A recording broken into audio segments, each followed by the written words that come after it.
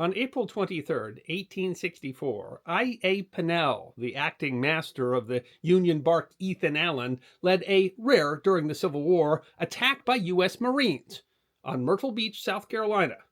Their target, the Salt Works at Singleton Swash. It was part of a lesser-known subplot of the war between the states, the Union effort to deprive the Confederacy of a vital war resource, salt. It is history that deserves to be remembered.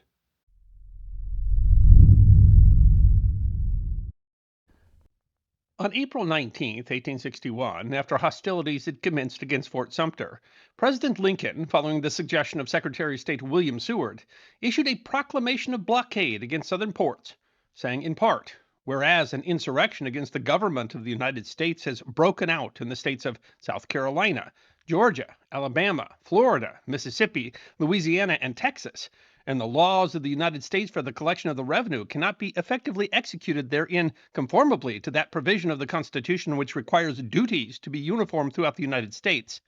Now, therefore, I, Abraham Lincoln, President of the United States, with a view to the same purpose before mentioned, and to the protection of the public peace and the lives and property of quiet and orderly citizens pursuing their lawful occupations, until Congress shall have assembled and deliberated on said unlawful proceedings, or until the same shall cease, have further deemed it advisable to set on foot a blockade of the ports within the states aforesaid, in pursuance of the laws of the United States and the law of nations in such case provided. The proclamation was important. It stated the legal premise for the Union cause for war. It was controversial in many ways, being eventually appealed to the United States Supreme Court. But it was also a military strategy. The office of the historian of the United States Department of State writes, during the Civil War, Union forces established a blockade of Confederate ports designed to prevent the export of cotton and the smuggling of war material into the Confederacy. The blockade, although somewhat porous, was an important economic policy that successfully prevented Confederate access to weapons that the industrialized North could produce for itself. And that is usually how the blockade is presented. The goal was to block export of cotton by Southern states, their primary source of income, and prevent the import of weapons, which the relatively less industrialized South was able to produce in sufficient numbers. But the blockade, a central part of the strategy proposed by Lieutenant General Winfield Scott, commanding general of the armies, Anaconda plan to strangle the South by cutting off trade, aimed at more than weapons. In fact, one of the most important resources the Union was trying to deny the South was salt, as ABC 15 News from Myrtle Beach, South Carolina explains. Today, most of us think of salt as being something we put on our popcorn or french fries to make them taste better. But during the Civil War era, salt was quite an important commodity. The website of geoconsulting firm Saltwork Consultants notes that as an example of salt's military import, we can look at the need to maintain a reliable salt supply to the Army of the Old South in the 1860s during the American Civil War.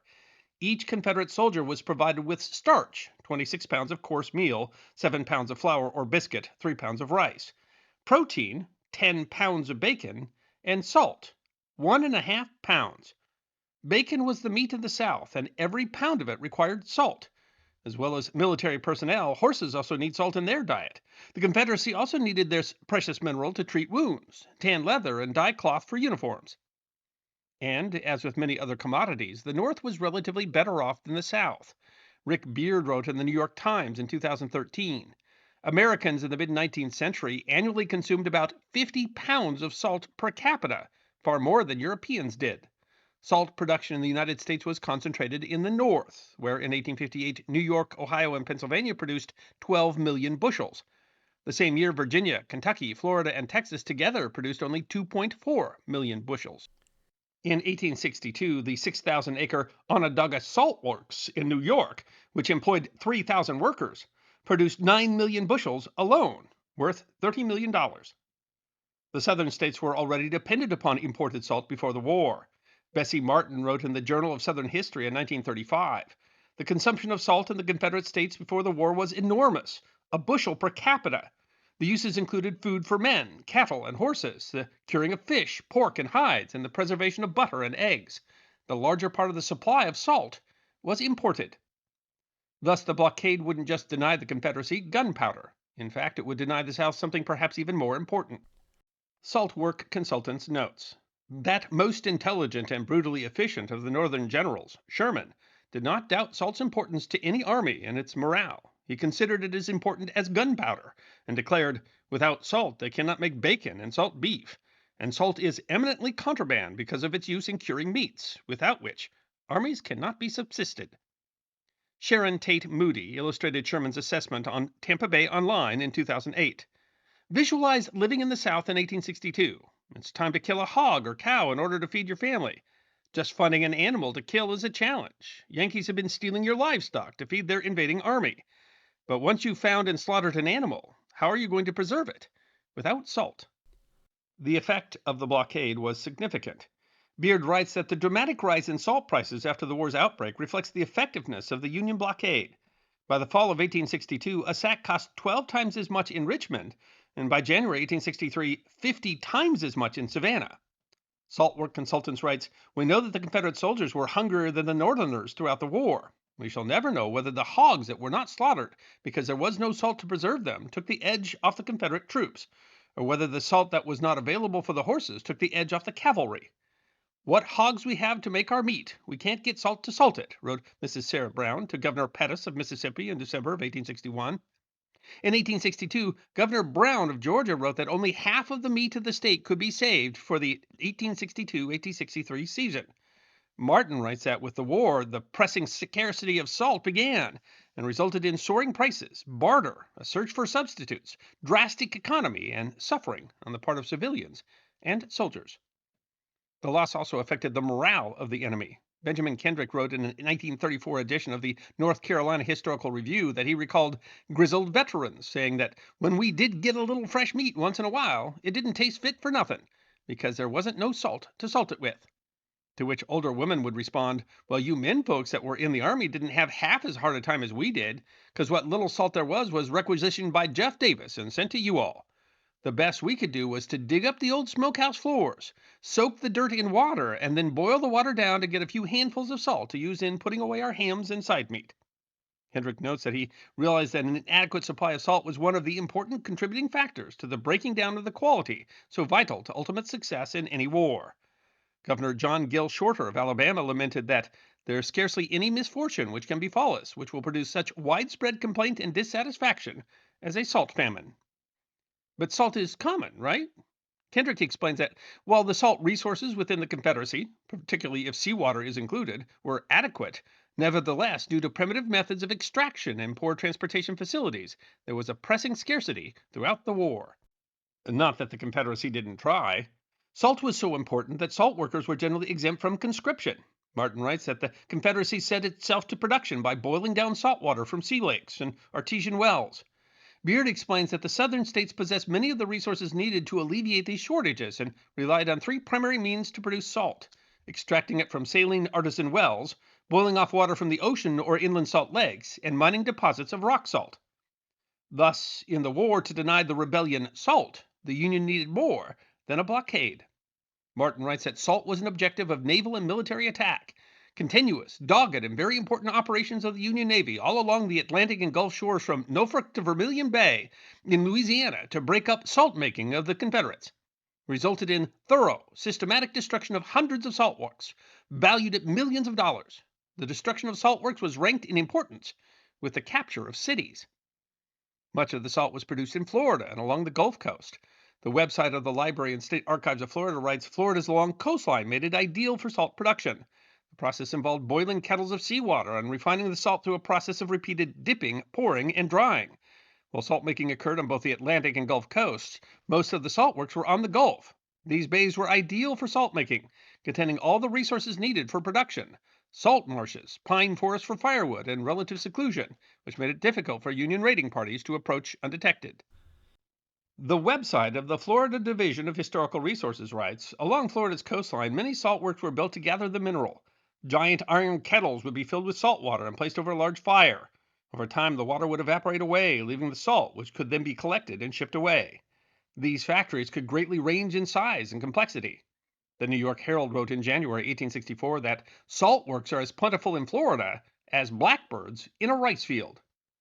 The Division of Historical Resources notes that these factories quickly gained the attention of the blockading Union ships, as the required fires produce easily visible smoke and excellent will-lit targets at night for their naval guns.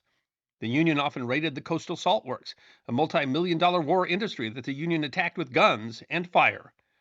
David Eckert writes in a 2009 edition of On Deck, the webzine of the Navy and Marine Living History Association. For the first part of the war, until the Union Navy built up its blockading presence in the Gulf of Mexico, these salt works were untouched.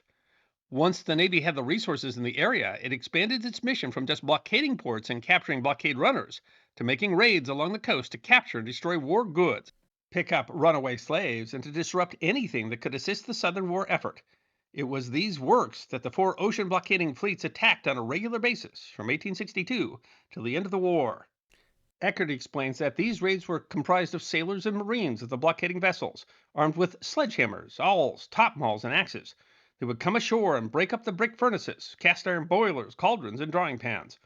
Some of the boilers and vats were so thick that they had to be destroyed by the use of a landing howitzer or planting explosive shells under them. Quite often they were aided by local unionists and contrabands. Eckert documents numerous raids in Florida. The largest raid of them all destroyed over $3 million in salt and equipment, a huge loss to the Confederacy, driving the price of the prized commodity to an all-time high. All told, by estimates of the Confederate government, the Federal Navy cost the South over $6 million in damages and lost product. The blow was so devastating that Beard notes the superintendent for some of the works considered the destruction of the salt industry in St. Andrews Bay a greater blow and more severely felt than the falling of Charleston. We have a clear picture of one of these raids, owing to Pinnell's official report on his raid on Myrtle Beach 161 years ago. Pinnell learned of the salt works from contrabands, enslaved people who had escaped to the Union vessel. He reported, "Arriving off the salt works about 2 p.m., I hove the ship opposite the works within easy range. Taking acting ensign William Mara and 12 men with me, land safely near the works. On examination, we found the works much more extensive than I expected, they being partly concealed from the ship by a high sand ridge. There were 4 separate works, each containing 12 large pans, the water being raised from the beach by horsepower, leading into a cistern large enough to contain 100,000 gallons, built of timber planked and caulked on the inside. There were 12 pans ready for setting, also timber and materials for extending the works to double its size. There were about 30 buildings, 3 of them large warehouses built of heavy logs, containing about 2,000 bushels of salt, a large quantity of rice, corn, and bacon. The salt pans were 6 feet by 4 feet, and from 6 to 18 inches deep, and of cast iron, which were easily broken. After breaking all the pans, making it impossible to repair them, and having no other way of destroying the salt, I had it mixed with sand as far as time would allow, then set fire to all the buildings." But the greatest target in the Salt War was in Western Virginia, in a place appropriately called Saltville. Harper's Weekly explained in 1865, "At the distance of 230 feet below the surface is a bed of fossil salt. The salt is procured by sinking beds to the depth of the salt bed, when the water rises within 46 feet of the surface, and is raised from thence by pumps into large tanks or reservoirs, elevated a convenient distance above the surface. The brine thus procured is a saturated solution, and for every 100 gallons yields 22 gallons of pure salt." The salt works at Saltville accounted for up to 2/3 of the salt used by the Confederacy. Unlike Florida, these works were beyond the reach of the Navy, the American Battlefield Trust explains. In early October 1864, coincident with Major General Phil Sheridan's burning of the Shenandoah Valley, Union cavalry and infantry raiders led by Brigadier General Stephen G. Burbridge attempted to destroy the Confederate salt works near Saltville in southwest Virginia. Salt Works consultants notes General Burbridge boasted that the loss of Saltville would be more felt by the enemy than the loss of Richmond. But the Confederate Army was every bit as aware of the salt works' importance and moved all available troops to the area, including militia and home guard. The Trust writes, "After day-long fighting, Burbridge retired without accomplishing his objective. Afterwards, some of the Confederate soldiers, mostly militia irregulars, were said to have murdered as many as 50 captured black soldiers from the 5th United States Colored Cavalry. For that offense and others, their leader, Champ Ferguson, was tried, found guilty, and executed after the war." A larger Union cavalry force was sent under the command of General George Stoneman, and the town's defenders were overwhelmed and the works destroyed. However, they were back in operation within months. As Martin notes, the work of destruction had to be done over and over because the Confederates rebuilt the works almost as often as they were destroyed.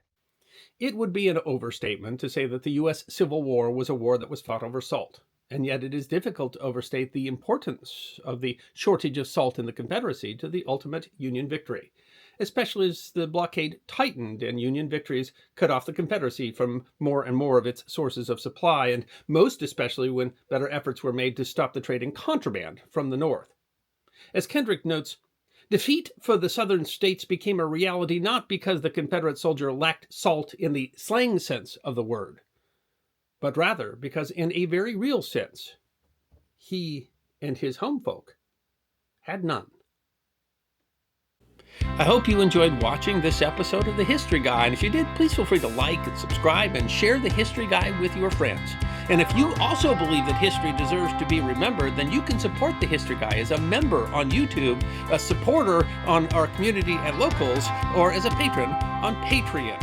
You can also check out our great merchandise shop or book a special message from The History Guy on Cameo.